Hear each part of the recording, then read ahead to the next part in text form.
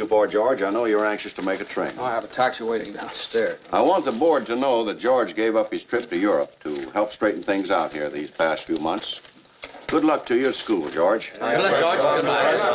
Good luck. And now we come to the real purpose of this meeting, to appoint a successor to our dear friend, Peter Bailey. Mr. Chairman, I'd like to get to my real purpose. Wait just a minute now. Wait for what?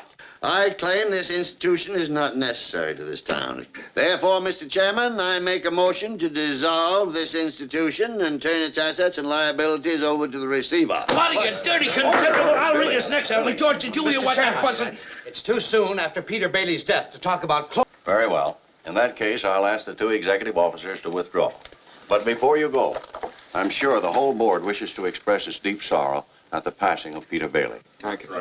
It was his faith and devotion that are responsible for this organization. I'll go further than that. I'll say that to the public, Peter Bailey was the building and loan. Oh, that's fine, Potter, coming from you, considering that you probably drove him to his grave. Peter Bailey was not a businessman. Just a minute now. Hold on, Mr. Potter. Just a minute. Now, you're right when you say my father was no businessman. I know that. Why he ever started this cheap penny-ante building and loan, I'll never know. But neither you nor anybody else can say anything against his character because his whole life was... Why, in the 25 years since he and Uncle Billy started this thing, he never once thought of himself. Isn't that right, Uncle Billy? He didn't save enough money to send Harry to school, let alone me. But he did help a few people get out of your slums, Mr. Potter. And what's wrong with that? Just remember this, Mr. Potter, that this rabble you're talking about, they do most of the working and paying and living and dying in this community.